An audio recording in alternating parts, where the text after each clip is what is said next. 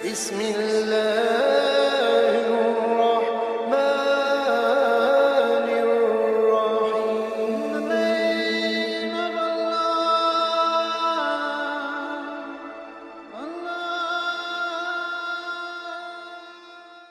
اے رسول، وہی اللہ ہے جس نے تم پر کتاب نازل کی ہے، جس کی کچھ آیات تو محکم ہیں جن پر کتاب کی اصل بنیاد ہے، اور کچھ دوسری آیات متشابہ ہیں.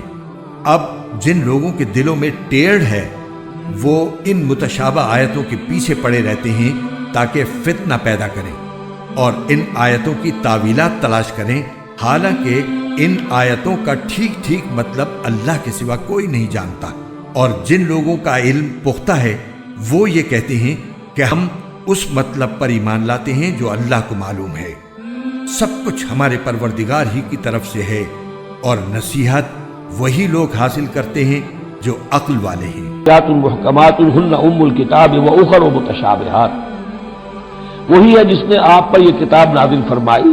کسی کسی جگہ انزلہ کا لفظ بھی آ جاتا ہے، اور یہ ہوتا ہے ردم کے اعتبار سے، کیونکہ قرآن مجید کی اپنی ایک ملکوتی غنا ہے، اس کی ایک موسیقی ہے، ڈیوائن میوزک ہے. تو اس میں جو ردم کے حوالے سے اگر ضرورت ہو تو یہ الفاظ ایک دوسرے کی جگہ آ جائیں گے.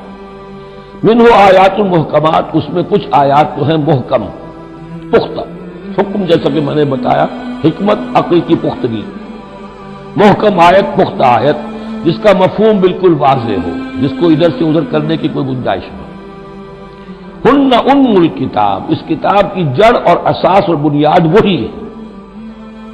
وہ اخر متشابہات، اور کچھ متشابہ ہیں کہ جن کا حقیقی اور صحیح مفہوم معین کرنا بہت مشکل ہے، بلکہ عام حالات میں ناممکن ہے. یہ میں تفصیل سے تعارف قرآن کے ضمن میں عرض کر چکا ہوں. آیات الاحکام جتنی بھی ہیں وہ سب محکم ہیں، یہ کرو یہ نہ کرو، یہ حرام یہ حلال. لیکن یہ کہ جو بھی آیات ہیں کہ جن میں بحث ہے عالم غیب سے، اللہ کی ذات و صفات، کیا تصور کریں؟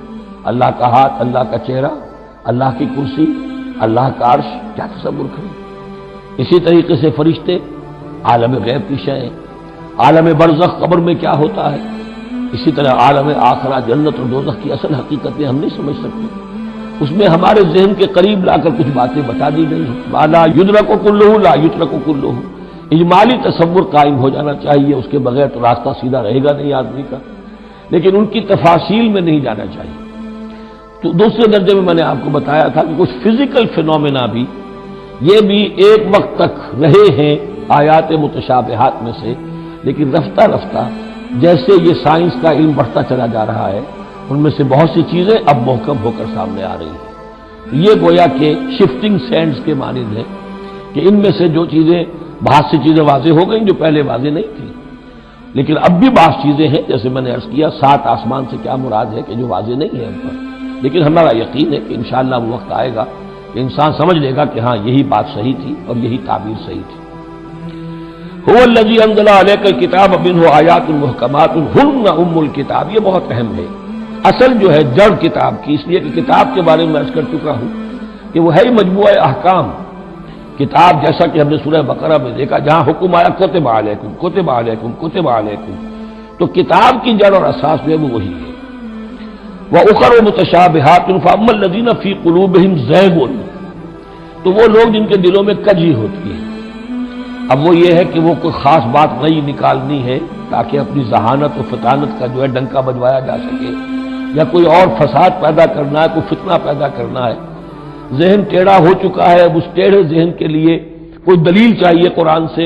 اب وہ متشابہات کے چکر میں لگیں گے، ان کے پیچھے پڑیں گے کہ کسی کے مفہوم کو میں اپنے من پسند مفہوم کی طرف موڑ سکوں. فَأَمَّا الَّذِينَ فِي قُلُوبِهِمْ زَيْغٌ فَيَتَّبِعُونَ مَا تَشَابَهَ مِنْهُ، تو وہ لوگ کہ جن کے دلوں میں کجی ہے وہ پیچھے لگتے ہیں ان کے کہ جو متشابہ ہیں ان میں سے. ابتغاء الفتنۃ، یا تو فتنہ اٹھانا چاہتے ہیں فتنے کی تلاش میں، وابتغاء تاویلہ، اور تلاش کرنے کے لیے کہ اس کی اصل حقیقت، اصل منشا، اصل مراد کیا ہے.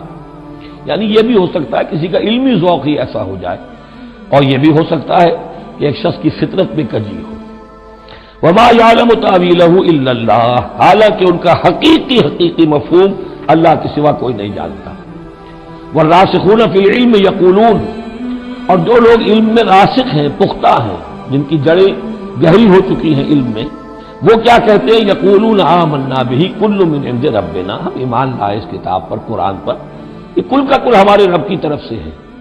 جو بات صاف سمجھ میں آ گئی ہے اس پر عمل کریں گے، جو بات پوری طرح سمجھ میں نہیں آ رہی ہے انتظار کریں، لیکن یہ اجمالی یقین رکھیں گے کہ یہ ہے اللہ کی کتاب۔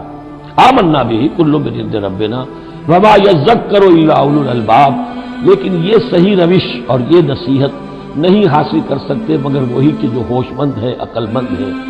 اور سب سے بڑی ہوش مندی یہ ہے کہ انسان اپنی عقل کی لیمیٹیشنز کو جان لے، میری عقل کی حدود کیا ہے، عقل کہاں تک جا سکتی ہے۔ اگر انسان اپنی عقل کی حدود کو نہیں جانتا تو وہ پھر اولو الالباب میں سے نہیں۔ عقل بڑی شے ہے لیکن یہ کہ اس کی حدود ہیں، ایک حد سے آگے یہ عقل تجاوز نہیں کر سکتی۔